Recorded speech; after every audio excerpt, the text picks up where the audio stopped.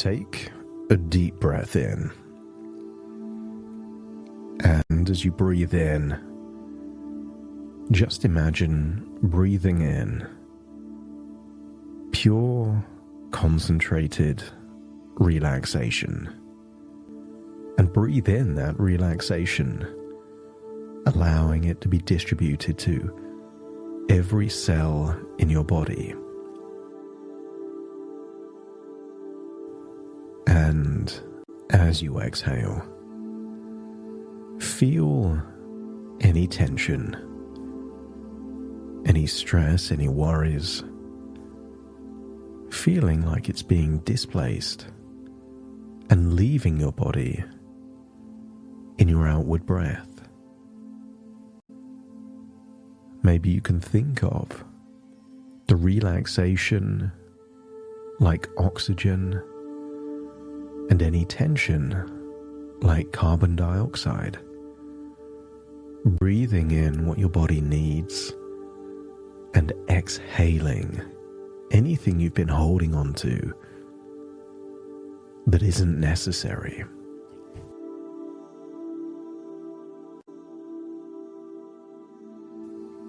And the deeper you breathe, the more relaxed you become as you allow tension in your body to just be released. With every breath, feel yourself going deeper into comfort, deeper into relaxation.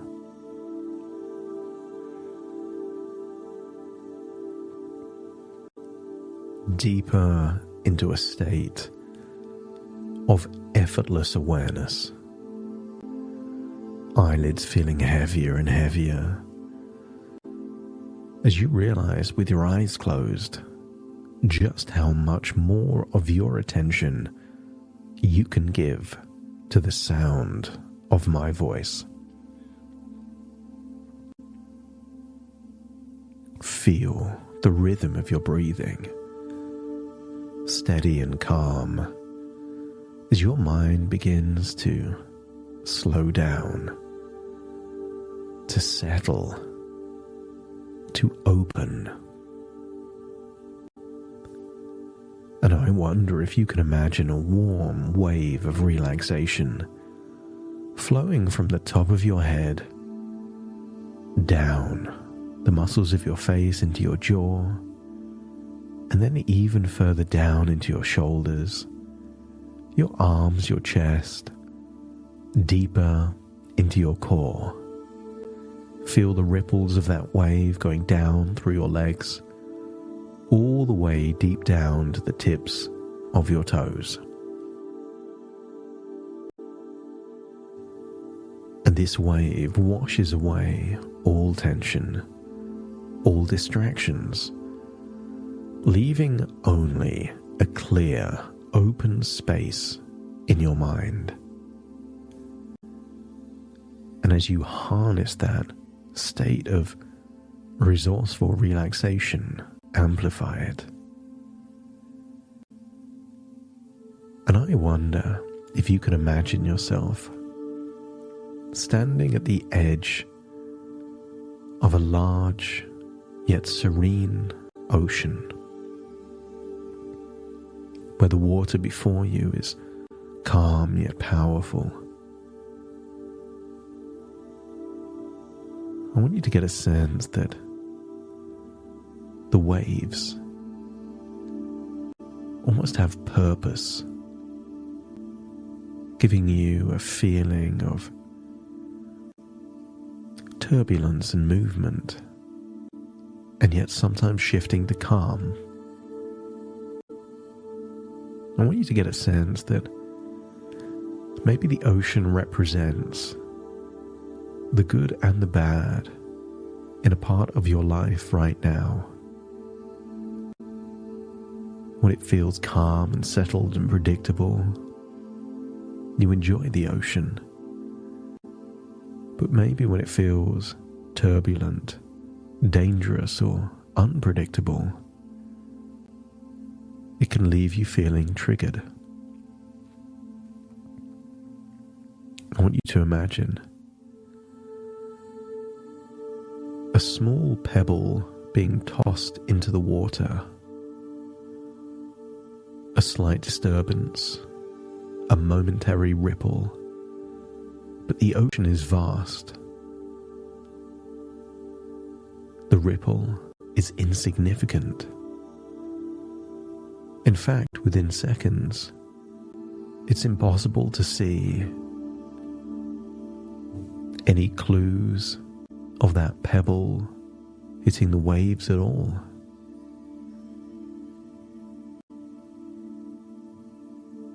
I want you to get a sense that what if your emotional resources were as vast as the ocean? That any attempt to provoke you is nothing more than a tiny pebble in your vast ocean. It's there, you can acknowledge it. It just doesn't have any impact on you. If your emotional resources was a small pond, the same pebble would absolutely have an impact. But your emotional resources is a vast ocean. Any attempt to provoke, niggle, touches the surface, but it does not change the depth of who you are or what you are capable of. I want you to get a sense that people around you may have their own agendas, their own games, their own frustrations, and their own fears. But that is theirs to hold. And you recognize from this point onwards, their games don't have to be your games. Their agendas certainly don't need to be yours. I want you to get a sense that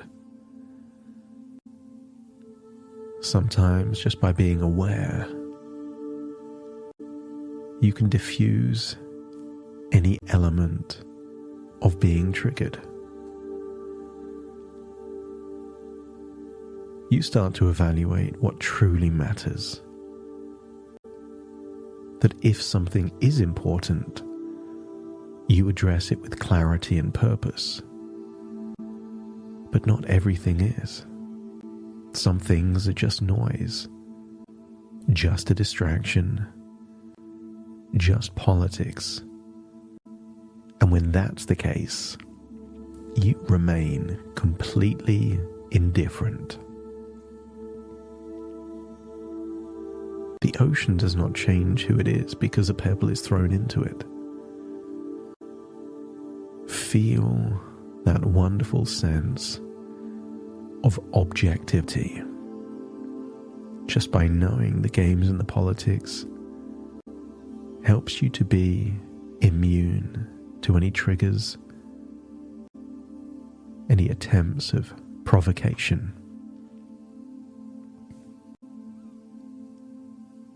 I want you to create an image in your mind's eye where you see yourself stepping into your workplace or the primary means of doing your work, maybe a Zoom call. But see yourself with a slightly different facial expression and slightly different body language. There is a new sense of calm confidence and ease. Your presence is calm, yet exudes confidence. See yourself deeply engaged in the work that excites you, that fuels you, that drives you forward. See yourself with the facial expressions of passion and dedication. But yet, alongside this passion, there is a powerful indifference. You are indifferent to distractions, indifferent to unnecessary conflict, indifferent to game playing. I want you to get a sense that this is the perfect balance, the yin and the yang. The passion keeps your standards high, but the indifference keeps you safe from being provoked. You're just not willing to play that game anymore.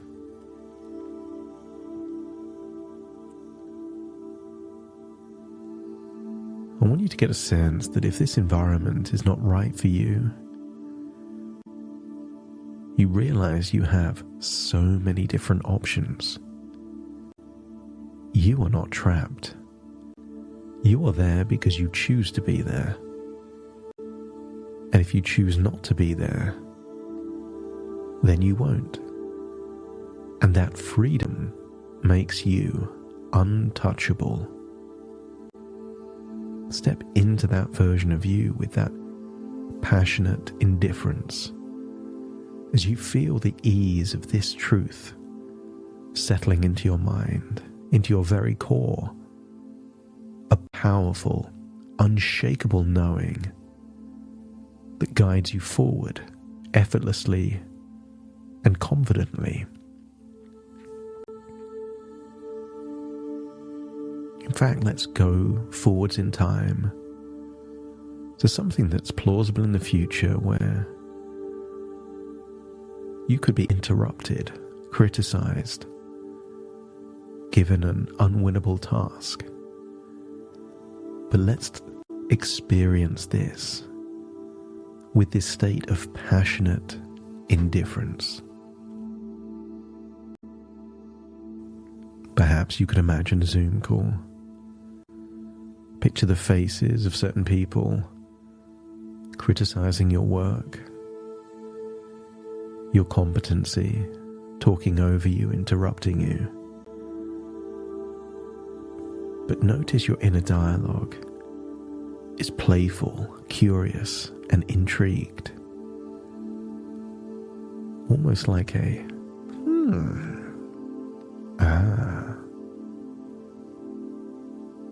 The thought is for you to decipher what games are being played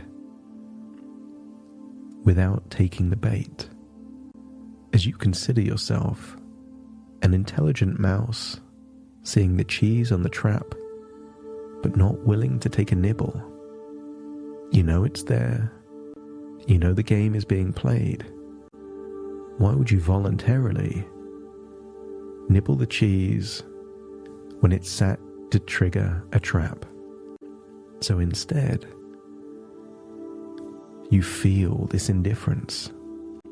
Allow them to have their traps and have their games.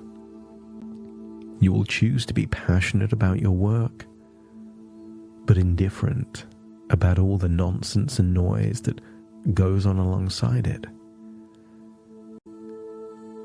Feel a sense of composure and calm, and see them getting frustrated because you're not playing their game. Maybe they even look confused, and that makes you smile, perhaps just in your own mind, knowing that sometimes, just once or twice, the trigger doesn't work can sometimes mean the trigger never works again.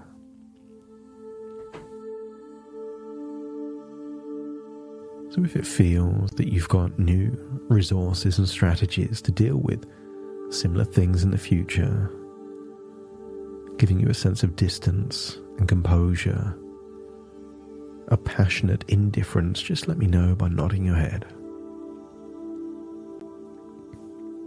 And take that resource back with you. And that thinking noise inside your mind, that the very thing that would cause you to feel frustrated now causes you to feel curious and intrigued. And because of that, many of these triggers just won't work anymore. Just like a light switch, if someone's cut the cable from behind the switch, someone could desperately try and press the light switch, but the light would never go on. They just wouldn't know that the cable is cut behind it. I want you to feel that you've now rewired your mind. Things that used to trigger you now won't.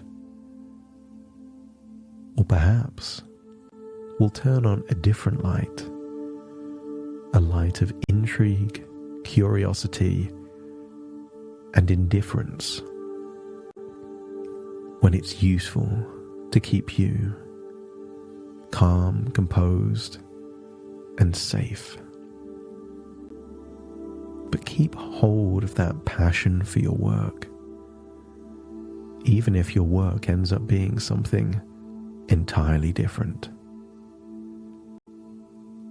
It's time to leave that thought and that ocean and feel that you do indeed have an ocean of resources within, and no pebble can change that.